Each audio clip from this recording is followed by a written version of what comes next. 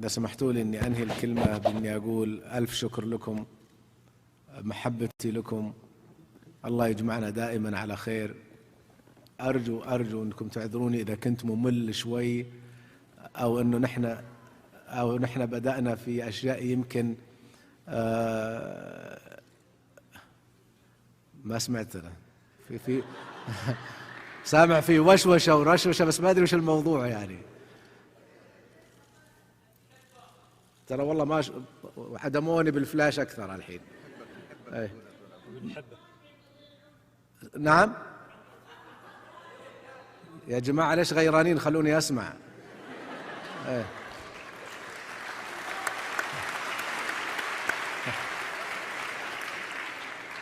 خليهم يسكتوا لما يسكتوا. ما سمعت.